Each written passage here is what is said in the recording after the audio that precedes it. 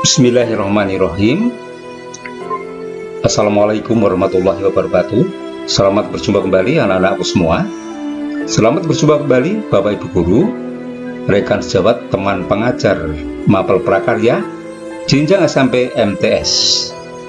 Kita berjumpa kembali dalam materi kelanjutan minggu yang lalu, yaitu tentang budidaya tanaman sayuran, di mana pada pertemuan kali ini kita akan bahas terkait tentang ini,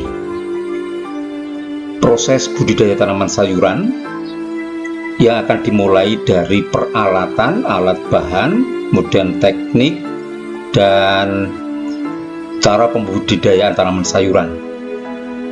Namun sebelumnya, sebelum saya lanjutkan pada materi tayangan selanjutnya, sekali lagi bagi yang baru mampir channel saya ini, Mas Sarjar Channel, anak-anakku semua, rekan sejawat para pengajar yang belum menyentuh subscribe, cirinya di bawah video ini terdapat tulisan subscribe.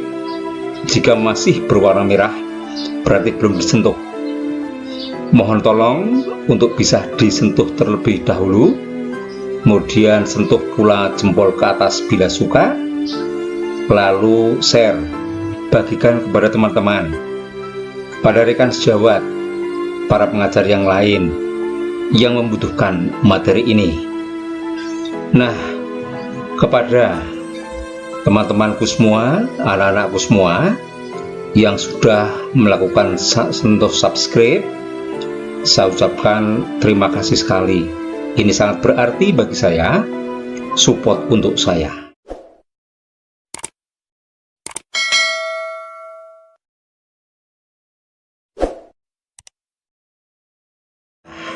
Mari kita lanjut pada tayangan selanjutnya.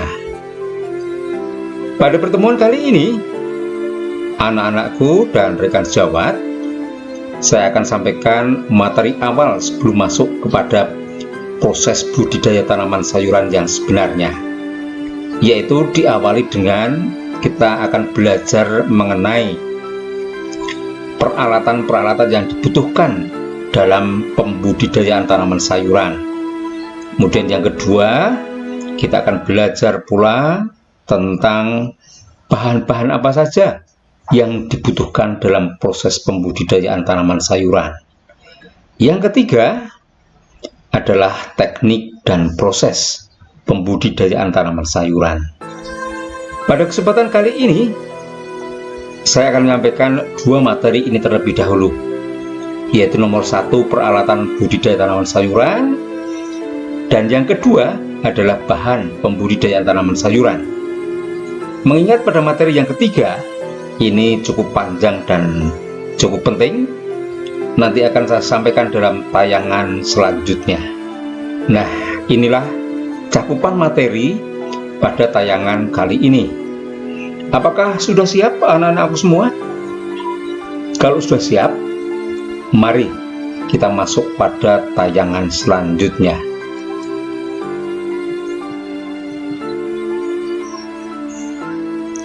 Yaitu mengenai budidaya tanaman sayuran yang nanti akan kita khususkan, yaitu pada lahan sempit.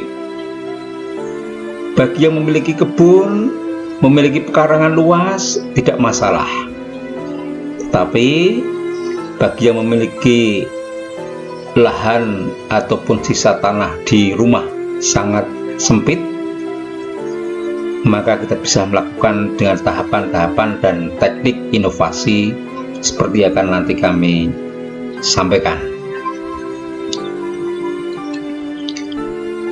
Membudidayakan tanaman sayuran skala rumah tangga dengan lahan yang sempit itu menjadi pilihan yang menyenangkan meski banyak keterbatasan.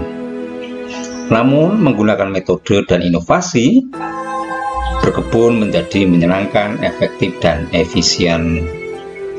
Berikut manfaat budidaya tanaman sayuran pada lahan terbatas atau lahan sempit. Ada 7 manfaat yang bisa diambil ketika kita bisa membudidayakan tanaman sayuran pada lahan yang sempit. Yang pertama, relatif murah dan mudah pembuatannya. Kemudian, dua, memanfaatkan ruang kosong untuk memenuhi kebutuhan dapur sendiri. Kemudian yang ketiga, menciptakan taman cantik pada lahan terbatas. Yang keempat, menambah asri lingkungan rumah kita. Kelima, tidak perlu memerlukan olah tanah. 6, fleksibel, dapat dipindah-pindah. Dan manfaat yang terakhir, 7, adalah anti banjir, juga mengurangi persebaran virus karena tidak perlu keluar rumah. Inilah kira-kira manfaat yang bisa kita ambil. Lebih dari 7 masih terdapat.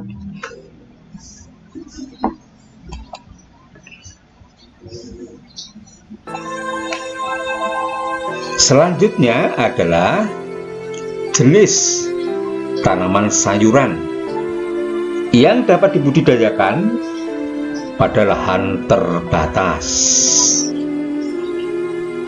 Jenis tanaman sayuran yang dapat dibudidayakan pada lahan pekarangan sempit adalah tanaman sayuran yang digunakan untuk keperluan sehari-hari. Nah, seperti ini contohnya. Yang pertama ada bawang daun, dalam bahasa Latinnya adalah Allium fistulosum. Yang kedua ada seledri, Apium graveolens. Kangkung darat, Ipomi reptana. Yang ketiga, kelompok ketiga, selada, Nasturtium officinale. Kemudian ada kemangi, Ocimum basilicum. Kemudian kelompok selanjutnya ada terong, Solanum melonga. Ada timun,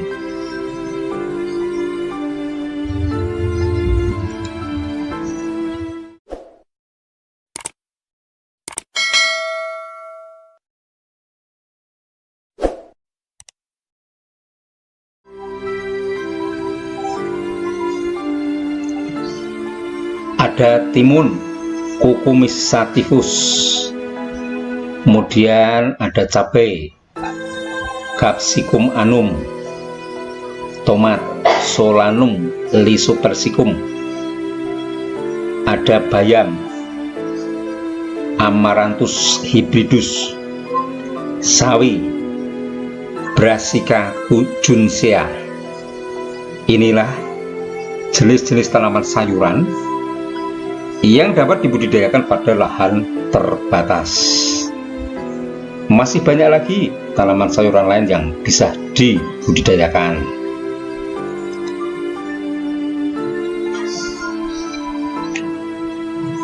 Selanjutnya adalah kita masuk pada sarana budidaya tanaman sayuran. Karena sebelum proses pembudidayaan, maka kita harus bersiap dengan sarana terlebih dahulu. Sarana itu ada alat dan bahan. Hal utama yang dibutuhkan dalam pembudidayaan adalah lahan untuk menanam. Kemudian sarana dalam budidaya tanaman sayuran juga harus dipenuhi. Sarana itu meliputi apa? Yaitu meliputi peralatan,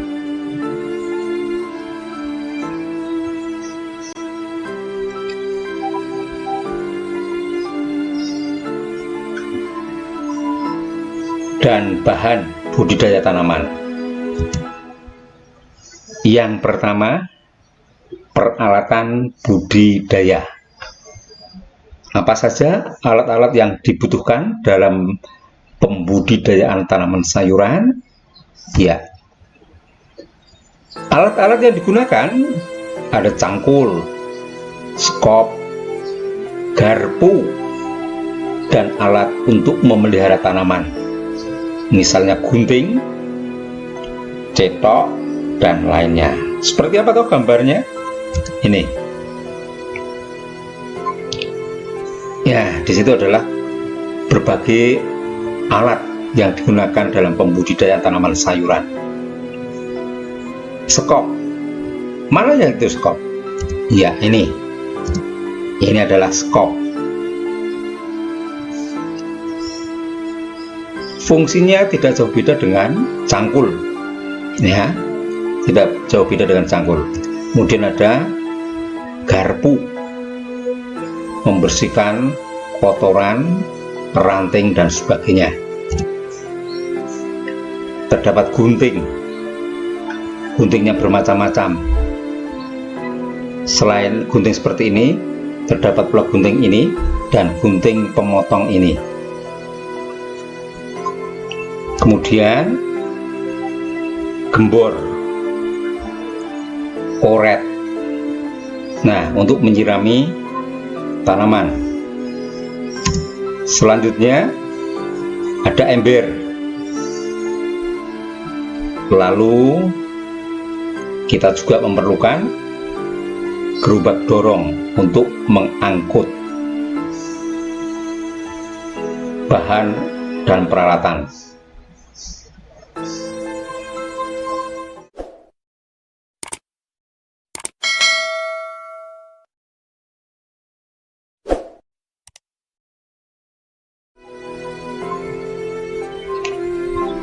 Selanjutnya kita masuk pada bahan budidaya tanaman sayuran.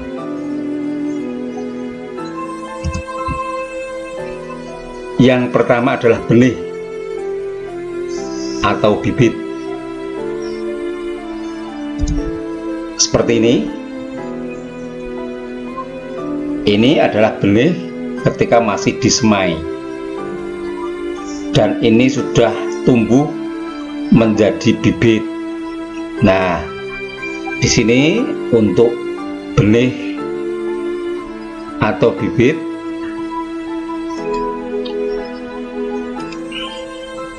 untuk benih atau bibit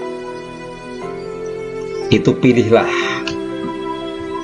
benih yang bersertifikat dan sudah disahkan oleh Balai Pengawasan dan Sertifikat Benih di Departemen Pertanian. Tapi jika kesulitan, bibit juga dapat dibeli di tempat-tempat yang telah ditetapkan oleh Dinas Pertanian.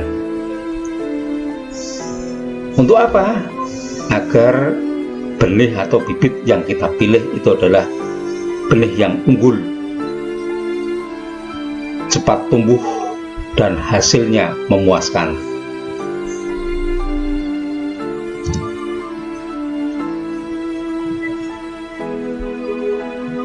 Selanjutnya, bahan yang kedua adalah pupuk. Pupuk yang kita gunakan dalam pemeliharaan tanaman sayuran itu ada dua jenis, pupuk organik dan pupuk anorganik. Pupuk organik seperti ini, pupuk kandang. Pupuk anorganik seperti ini, zat kimia yang diproses untuk kesuburan tanah dan tanaman. Pupuk diberikan untuk melengkapi tersedianya nutrisi dalam tanah agar tanaman dapat tumbuh dengan subur. Jenis pupuk yang bisa digunakan itu adalah pupuk organik seperti pupuk kandang dan kompos. Nah, ini adalah pupuk kandang. dan juga dibuat menjadi kompos.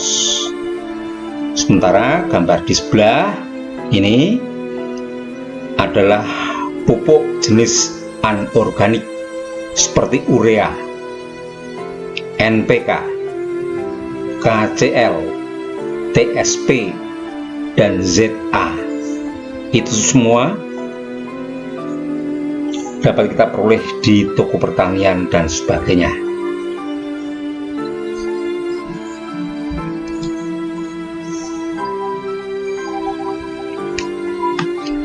Yang ketiga, bahan ketiga adalah pestisida.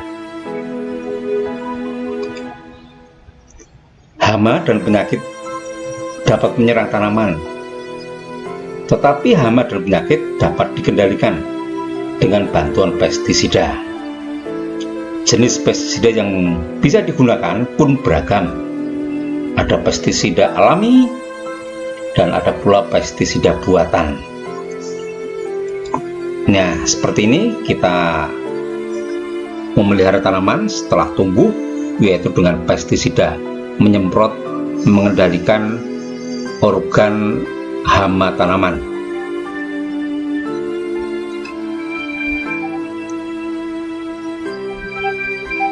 Selanjutnya adalah media tanam.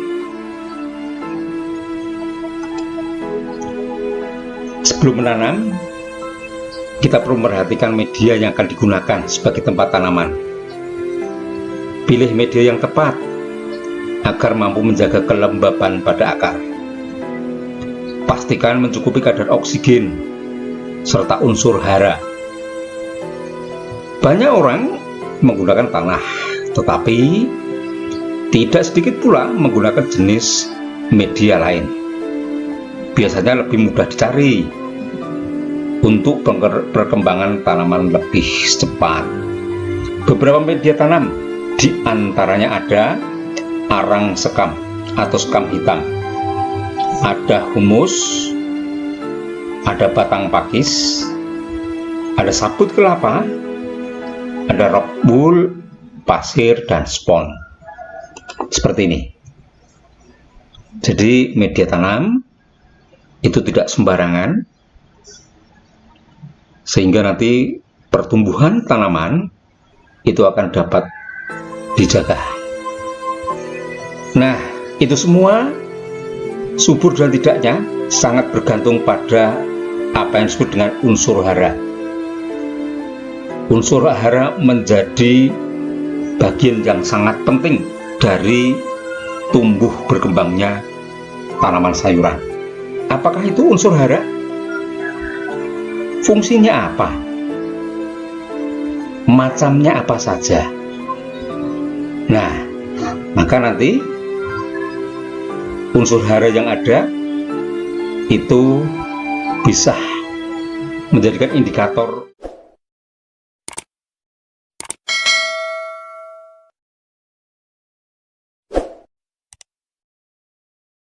tanaman kita nanti akan berkembang dengan baik. Kita lanjut dengan sedikit mengenai unsur hara.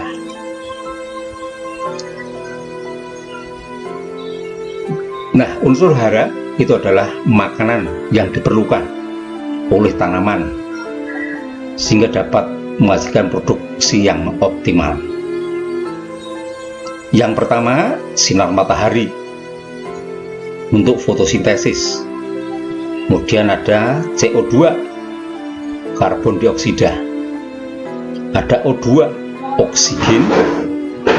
Yang ketiga ada H2O, hidrogen, air. Nah, ini berada di atas tanah. Lalu yang di bawah tanah ada apa ini? Pertama N, nitrogen. Kemudian ada P, fosfor. Ada kalium, ada sulfur, ada kalsium, ada magnesium. Kemudian lebih dalam lagi ada ferrum, zat besi, zinc, seng, kuprum, B boron, Mn mangan, Si silikon, Mo molybdenum, Na natrium, Co kobalt, Cl klor. Nah, ini semua adalah unsur hara yang ada di dalam tanah tempat tumbuh tanaman. Ada unsur hara makro, ada unsur hara mikro. Nah, seperti ini. Kita lihat dulu unsur haranya. Apakah itu unsur hara? Unsur hara atau nutrien sendiri adalah zat-zat yang dibutuhkan oleh makhluk hidup, baik hewan ataupun tumbuhan, dalam pembentukan jaringan tubuh, pertumbuhan, serta aktivitas makhluk hidup lainnya. Terdapat dua unsur hara. Ini terdapat unsur hara mikro dan unsur hara makro. Nah, sekarang kita lihat dulu fungsi unsur hara mikro. Ini fungsi unsur hara mikro. Untuk apa bagi pertumbuhan tanaman? Yang pertama, sebagai penyusun jaringan tanaman. Ini ya.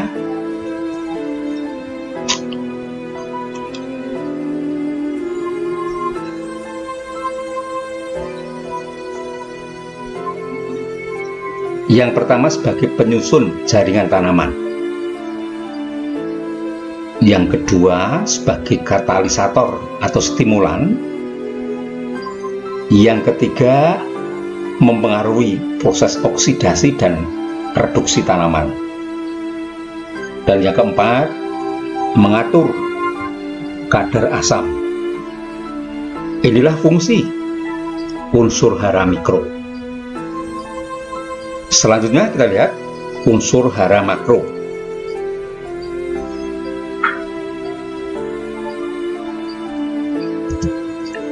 Fungsi unsur hara makro.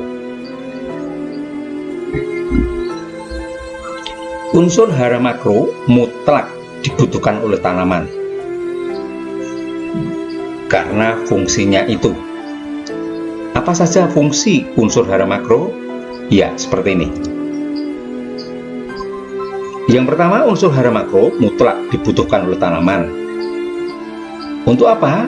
Yaitu untuk merangsang pertumbuhan vegetatif tanaman secara keseluruhan, khususnya untuk pertumbuhan akar, batang, dan daun. Fungsi yang kedua, berperan dalam pembentukan zat hijau daun atau klorofil yang sangat penting untuk melakukan proses fotosintesis. Inilah fungsi unsur hara mikro dan makro.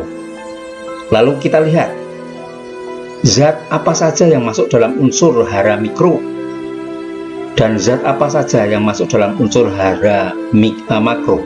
Kita lihat tayangan selanjutnya. Macam unsur hara mikro, yaitu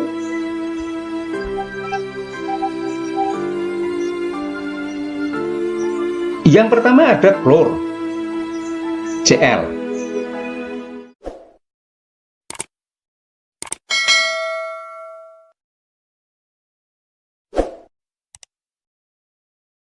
Kemudian ada zat besi Fe, ferrum. Ada mangan, Mn, ini. Kemudian ada tembaga, kuprum. Ada seng, zinc, Zn. Ada boron, B. Ada molybdenum, Mo. Nah, inilah macam unsur hara mikro. Selanjutnya adalah unsur hara makro. Macam-macamnya adalah yang pertama terdapat nitrogen, N. Yang kedua terdapat fosfor, P. kemudian terdapat kalium K, terdapat sulfur atau belerang S, kemudian ada kalsium Ca, dan terakhir terdapat magnesium. Inilah macam unsur hara makro